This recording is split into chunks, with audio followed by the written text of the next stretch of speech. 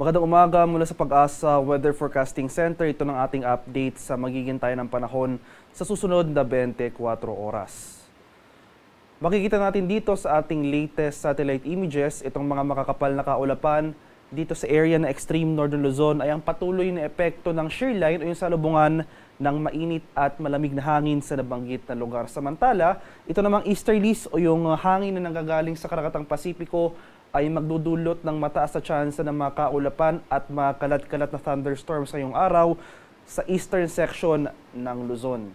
Dito sa Metro Manila at sa malaking bahagi pa ng ating bansa ay makakaranas muli tayo ng mainit at maalinsangang panahon ngayong araw, pero posible pa rin yung mga biglaan at panandaliang buhos ng ulan na dala ng thunderstorms pagsapit ng hapon hanggang sa gabi. At sa kasalukuyan wala rin tayong minomonitor o namamataang low pressure area na posibleng maging bagyo na maaring makaapekto sa ating bansa sa mga susunod na araw.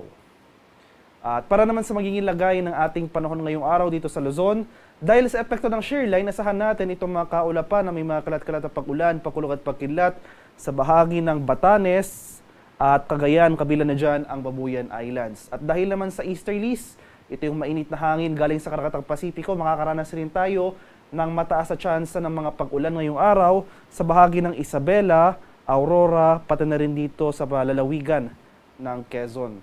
For Metro Manila and the rest of Luzon, makakaranas tayo ng generally fair weather conditions simula ngayong umaga hanggang sa tanghali.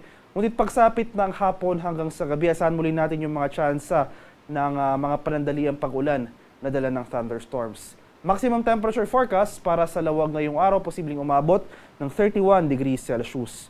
32 degrees naman sa bahagi ng Tuguegarao at 22 degrees Celsius sa Baguio City. Maximum temperature forecast para sa Metro Manila ngayong araw, posibleng umabot ng 31 degrees Celsius. 32 degrees naman sa bahagi ng Legazpi at 30 degrees Celsius sa area ng Tagaytay. Dito naman sa Palawan, Visayas at sa Mindanao ay generally fair weather conditions sa ating inaasahan throughout the day.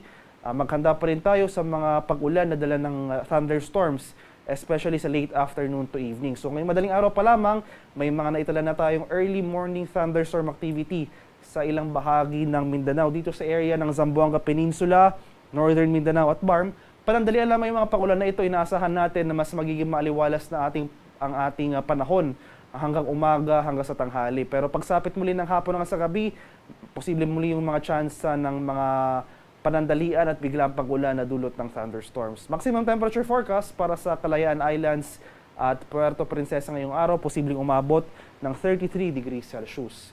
32 degrees naman dito sa Iloilo at 32 degrees Celsius sa area ng Cebu at Tacloban. Maximum temperature forecast para sa Cagayan de Oro ngayong araw, posibleng umabot ng 32 degrees Celsius. 33 degrees naman sa bahagi ng Davao at 33 degrees Celsius sa area ng Zamboanga. At sa kasalukuyan, sa kalagayan ng ating karagatan, walang gale warning na nakataas anong baybay na ating kapuluan at banayad hanggang sa tamtamang pag-alon na ating inaasahan sa malaking bahagi ng ating bansa. Gayunpaman, iba yung pag-iingat pa rin sa ating mga kababayan na maglalayag sapagkat kung meron tayong offshore thunderstorm activity, ito yung mga pag-ulan sa ating mga dagat baybayin, asahan natin ang mga malalakas na hangin, kaakibat nito ang bahagyang pagtaas ng ating mga alon. Sa mga susunod na araw or at least for the next 3 days dahil sa epekto or sa pinagsamang epekto ng shear line at easterlies, asahan natin na mataas sa tsansa ng mga kaulapan at pag-ulan sa silangang bahagi ng Luzon. So sa malaking bahagi ng Cagayan Valley, Aurora at Quezon, mataas sa tsansa ng pag-ulan na ating inaasahan sa mga susunod na araw. Kaya maghanda tayo sa mga posibleng banta ng pagbaha at pagguho ng lupa kung tuloy-tuloy ang pag-ulan na ating mararanasan. For Metro Manila and the rest of the country, magpapatuloy itong fair weather conditions. Sasamahan lamang yan ng mga isolated showers, rain showers, o yung mga thunderstorms, especially nga sa late afternoon to evening. At ang haring araw dito sa Kamilaan ay sisikat mamayang 5:47 ng umaga at lulubog naman mamaya sa kadapta 5:38 ng hapon.